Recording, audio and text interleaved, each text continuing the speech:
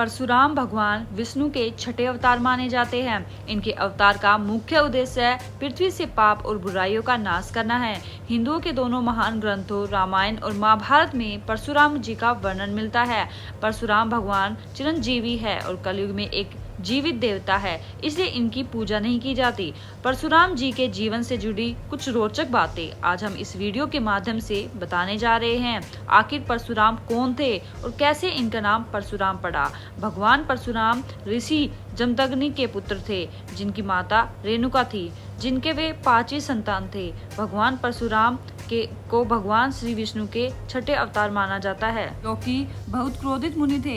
इनके बारे में कहा जाता है कि भगवान परशुराम ने 21 बार इस धरती के स्त्रिय विहीन कर दिया था, और यह भी कहा जाता है कि कैसे इन्होंने अपनी मां का गला काट दिया था और फिर पिता के आशीर्वाद से उन्होंने अपनी माता को पुनर्जीवित कर दिया था। महाभारत और विष्णु पुराण के अनुसार परशुराम जी का मूल नाम राम था। बालावस्था में परशुराम के माता पिता उन्हें राम कहकर पुकारते थे। जब राम कुछ बड़े हुए तो उन्होंने पिता से वेदों का ज्ञान प्राप्त किया और उनके साथ धनुर्विद्या सीखने की इच्छा प्रकट की।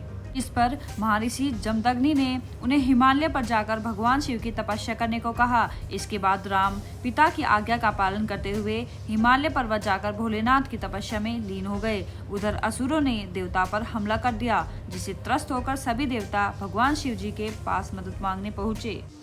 तब शिव जी ने तपस्या कर रहे राम को असुरों का नाश करने के लिए कहा, तो भगवान शिव जी की आज्ञा का पालन करते हुए राम ने बिना किसी अस्त्र के सभी असुरों का नाश कर दिया। राम का ये साहस देखकर भोलेनाथ अत्यधिक प्रसन्न हो गए और राम को उन्होंने कई अस्त्र शस्त्र प्रदान किए थे। इन्हीं में से एक था परशु, जिसे फरसा भी कहा जाता है। यह अस्त्र राम को अत्यधिक प्रिय था और इसी अस्त्र के नाम से राम को परशुराम कहा जाने लगा। अब हम बात करते हैं कि भगवान परशुराम ने अपनी माता रेणुका का गला क्यों काट दिया। एक बार की बात है, जब उनकी माता रेणुका गंगा नदी के तट पर हवन के लिए जल लेने गई थी। वहां पर गंधर्वराज चित्रसेन को अप्सराओं के साथ विहार और मनोरंजन करते देख वे मंत्रमुग्ध हो गई। इस प्रकार उन्हें आश्रम पहुंचने में बहुत देर हो गई। ऋषि जमदग्नि ने अपनी दिव्य दृष्टि से माता रेणुका को देरी से आने की वजह का पता लगाया, तो जमदग्नि ने क्रोध में आकर अपने सभी पुत्रों को बुलाया और माता रेणुका का वध करने का आदेश दे दिया।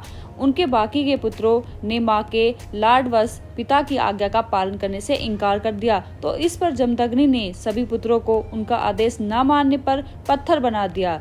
जब परशुराम जी की बारी आई तो उन्होंने पिता का आज्ञा का पालन कर मां का सर धड़ से अलग कर दिया। इस पर ऋषि जमदग्नि अपने पुत्र परशुराम से बहुत प्रसन्न हुए और उनसे मन चाहा वरदान मांगने को कहा, तो परशुराम जी ने वरदान के रूप में अपने सभी भाइयों और माता को पुनर्जीवित करने को कहा। तो ऋषि जमदग्नि ने उनकी इच्छा पूरी कर पत्नी रेणुका सहित बाकी चारों पुत्रों को जीवित कर दिया। क्या आप जानते हैं कि भगवान गणेश का दांत तोड़ने वाले श्री भगवान परशुराम ही थे। इसी कारणवश भगवान गणेश को एकदंत कहा गया है। पुराण के अनुसार एक बार जब परशुराम भगवान शिव से मिलने कैलाश पर पहुंचे तो वो ध्यान में लीन थे। इस कारण श्री गणेश ने परशुराम जी को भगवान शिव से मिलने नहीं दिया। इस बात से क्रोधित होकर परशुराम जी ने गणेश पर ही वार कर दिया, चूंकि फरसा उनके पिता यानी कि भगवान शिव ने परशुराम को दिया था। ऐसे में गणेश उस फरसे का वार खाली जाने नहीं देना चाहते थे। इसी कारण उन्होंने ये वार अपने दांत पर झेल लिया और इस तरह उसका एक दंत टूट गया। और इनके बारे में ये भी कहा जाता है कि भगवान परशुराम ने 21 बार इस धरती के स्त्रिय विहीन कर दिया था। एक समय की बात है जब माहिष्मति देश के राजा कार्तिवीर अर्जुन, जो कि सहस्त्रार्जुन के नाम से जाने जाते हैं, वह अपने सफर में जा रहे थे तो अपनी थकान के कारण ऋषि जमदग्नि जी के आश्रम में आश्रय लेने के लिए पहुंचे। ऋषि जमदग्नि जी ने उनके विश्राम की उचित व्यवस्था की और देवराज इंद्र द्वारा प्राप्त कामधेनु गाय की कृपा से उन्होंने राजा और उसकी पूरी सेना को भोजन की व्यवस्था की।